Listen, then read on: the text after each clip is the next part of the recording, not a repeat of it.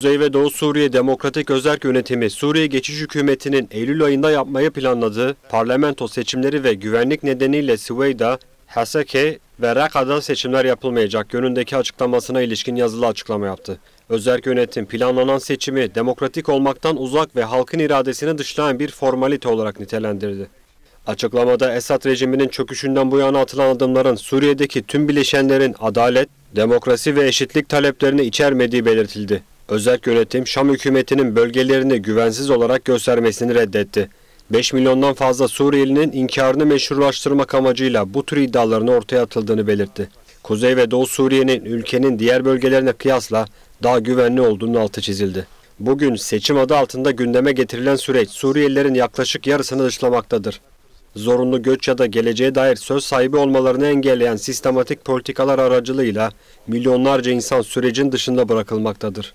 Bu durum seçim denilen şeyin yalnızca bir formalite olduğunu ve Suriyelilerin ihtiyaç duyduğu kapsamlı siyasi çözüme hizmet etmediğini açıkça göstermektedir. Suriye'nin birleşik yapısının ve halkının bir parçası olarak kurbanların ve tüm bileşenlerin meşru haklarını yok sayan tekçi zihniyetle alınacak hiçbir kararı kabul etmeyeceğiz. Özerk Yönetim, Şam hükümetinin Esad rejiminin çöküşünden bu yana attığı tüm adımların Suriye devriminin amaçlarıyla çeliştiğini vurguladı. Şam hükümetinin düzenlediği Ulusal Diyalog Konferansı, hükümetin kuruluşu, anayasanın ilanı ve parlamento seçimlerinde izlenen politika Suriye devriminin amaçlarına aykırı olmuştur dedi.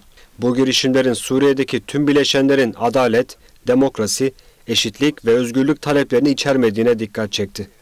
Açıklamada Şam yönetiminin aldığı kararların Baas iktidarının 52 yıllık marjinalleştirme ve dışlama politikalarının devamı olduğu ifade edildi. Son olarak uluslararası topluma ve Birleşmiş Milletler'e seçimleri tanımama çağrısı yapıldı. Özerk Yönetim, Suriye'de çözümün tüm Suriyelilerin özgür iradeleriyle katılım sağlayabileceği kapsamlı bir siyasi süreçle mümkün olacağının altını çizdi.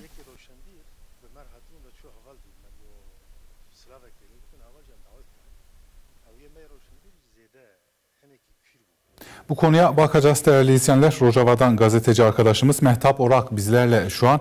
Merhaba, hoş geldiniz yayınımıza. Hoş bulduk, iyi günler. Çok sağ ol, çok teşekkürler.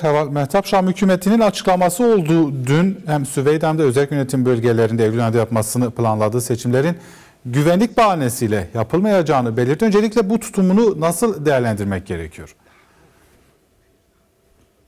Evet, biliyorsunuz 13 Mart'ta geçici bir anayasa ilanı Colani tarafından yapılmıştı. Evet.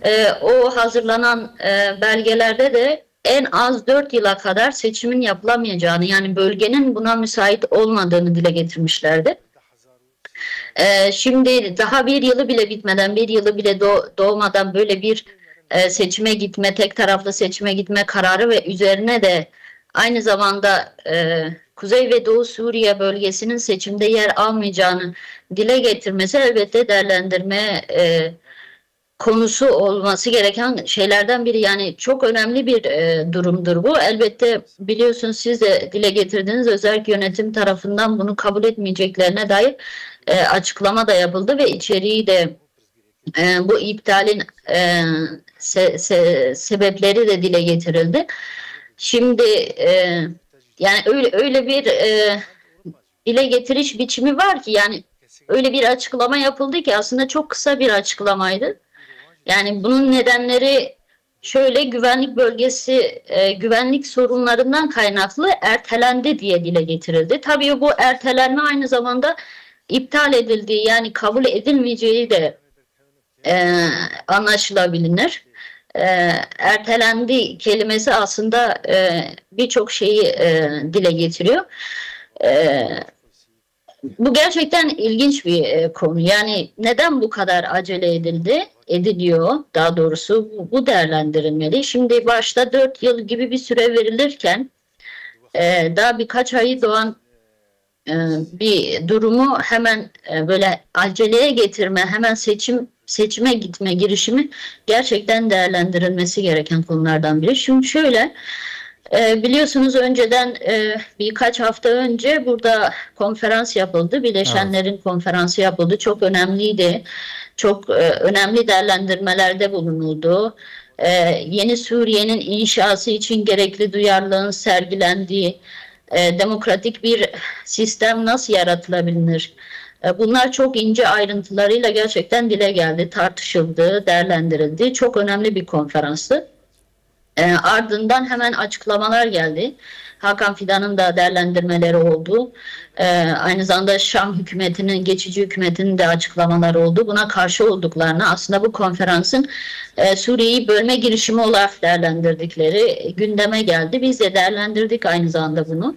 Evet. Bu değerlendirmeleri ne anlama geldiğini değerlendirmiştik zaten. Şimdi hemen bunun ardından da böyle bir şeye gitme, böyle bir karara gitme. Tek taraflı yine seçim kararına gitme ve bu bölgeyi bu seçim gündeminden reddetme ya da dışlama girişimi. Güvenlik nedeni denilmiş. Bakıyoruz aslında 14 yıllık bir süreç de var. Tabii özerk yönetimin 14 yıllık bir süreci de var. Aslında Suriye'de 14 yıldır en güvenli bölge olarak değerlendireceğimiz bölgelerden biridir.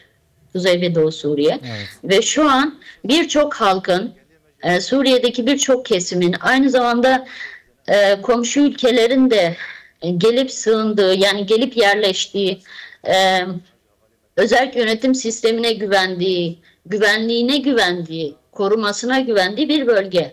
Ve şu an sadece Suriyeliler değil, birçok kesimin gelip içinde yaşadığı bir bölgeden söz ediyoruz. Ve bunu en sorunlu bölge burasıymış gibi yansıtılması, sanki işte Şam taraflarının çok güvenli olduğu, işte her şeyin istikrarlı olduğu, sanki orada çete faaliyetlerinin olmadığı, işte Süveyda'ya sanki katliam girişimlerinin olmadığı, işte Dürzülere dönük katliamların olmadığı gibi bir atmosfer, bir tablo çizmesi elbette kabul edilebilir bir durum değil.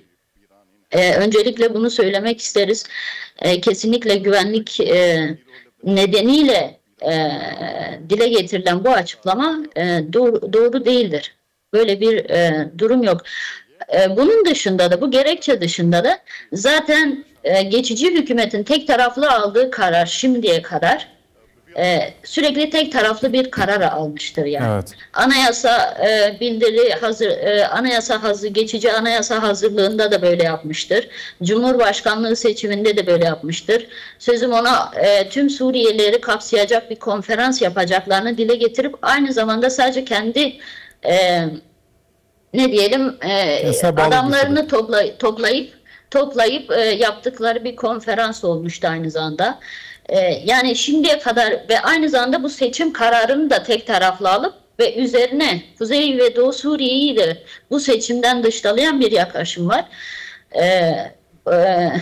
Yani şimdiye kadar diyebiliriz ki aslında söyledikleri hiçbir söz, verdikleri hiçbir söz pratikleriyle uyuşmuyor. Yani peki pratiğine de bakacak olursak Eval Mehtap, yani belki Suriye'nin sahil kesimi, Süveyda'da yaşananlar çok kısa süre önce oldu, katliamlarla meşruiyetini yitiren bir Şam geçici hükümeti görebiliyoruz aslında. Tam da bu hamleyle biraz bu politikalarda bir meşruiyet kazandırma girişimi yok mu? Yani aslında meşruiyet kazanmak isteseydi şu an özerk yönetim bölgesini dışlamazdı, bunu söyleyebilirim. Çünkü şu an resmi olarak Şam geçici hükümetiyle gidip oturan, yine de bir çözüm arayışında olan gerçekten özerk yönetimdir. Biliyorsunuz heyetlerin ara ara gidip Şam'da ziyarette bulunuyorlar. Bazı Suriye'nin geleceğine dair işte birçok anlamda tartışmaları olduğu hala da devam ediyor. Bölgede de, bölgenin kendi içerisinde de gerçekten arayışlar devam ediyor. Toplantılar, konferanslar devam ediyor. Yani aslında biraz da Jolani şu anki pozisyonuyla yine de doğru yola çekme girişimi özerk yönetim tarafından yapılıyor. Muhatap alan, işte gidip görüşen bir duruş var. Lakin buna karşı sürekli karar alınması aslında bunun arkasında başka güçlerin olduğunu gösteriyor. Biliyorsunuz özel olarak bu alana dair, Suriye'ye dair Hakan Fidan'ın özel bir politikası var. HTŞ'nin gelmeden önceki süreçlerini hatırlarsınız. Mesela rejimle sürekli olarak bir ortaklaşmaya gitmek istiyorlardı. Ama rejim bunu kabul etmiyordu. Yani diyordu bir şart olarak sizinle oturabilirim. Siz işgal ettiğiniz bölgelerden çıkacaksınız. Ondan sonra sizinle ben bir masada oturabilirim. Hep bu koşulu veriyordu Türkiye'nin önüne ve bu yüzden hiçbir zaman Esad'la oturup tartışamadılar, konuşamadılar. Çünkü ona dair, Türkiye'ye dair sert bir tavır vardı. Evet. Bir politik duruş vardı. Bunu yapamadılar. HTŞ'nin gelişiyle birlikte aslında bir nevi hemen atladılar bu duruma. Yani kendileri diyebiliriz ki aslında kendileri biraz da bu ülkeyi yürütüyor, yönetiyor. Görünürde belki bir Jolani var. Ama arkasında fikir babası diyelim, fikri yürüten, politikasını belirleyen aslında Türkiye Cumhuriyeti'dir ya da diyelim Hakan Fidan'dır, Dışişleri Bakanı politikasıdır.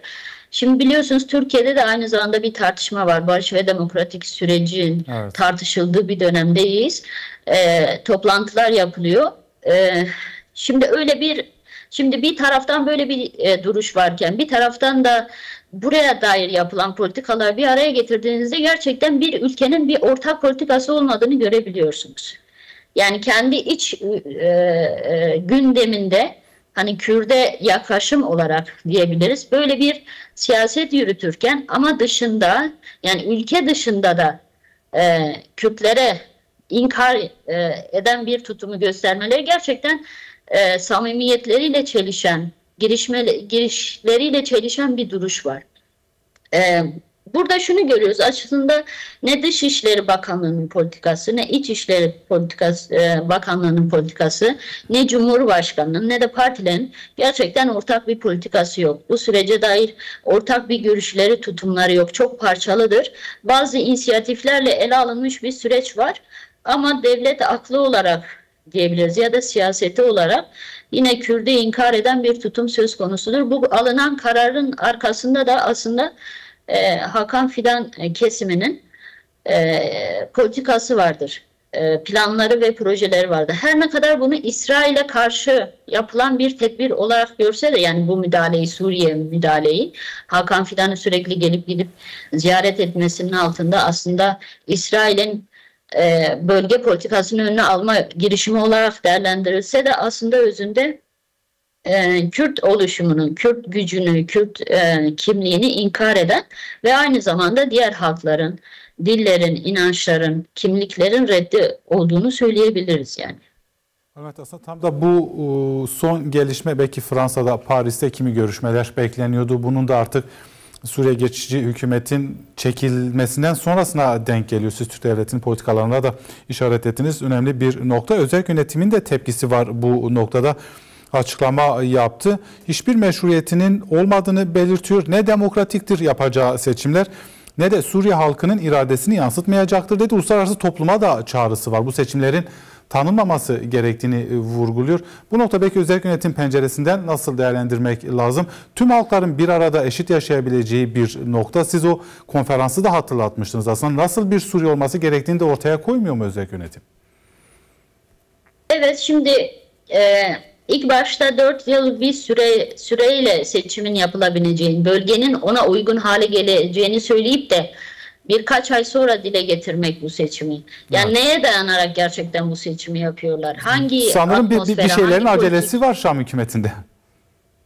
Evet, yani şimdi ortam gerçekten bölge hala siyasi istikrarsızlık hakim. Biliyorsunuz hala ortak bir yönetim yok. Bir taraftan geçici bir hükümet var. Dıştan gelip hemen Şam koltuğuna oturmuş ve kendini Cumhurbaşkanı ilan etmiş bir geçici Cumhurbaşkanlığı figürü var ortada. Çok tehlikeli çete örgütlenmeleri var. İşte Süveyda'ya, Dürzilere saldıran bir katliam uygulayan bir çete örgütlenmeleri var ki bunlar zaten çoğunluğu HTŞ'li. Türk devletine bağlı çeteler, DAEŞ vesaire, yani o kadar çok çete örgütlenmesi var ki aslında hepsi ortak bir doğrultuda aslında yürüyor.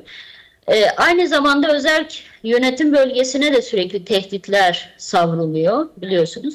Şimdi ülke bu kadar derin bir istikrarsızlık içindeyken ortak bir yönetim yokken, ortak bir anayasal çerçeve çizilmezken, peki bu seçim nasıl olacak? Hangi ortamda olacak?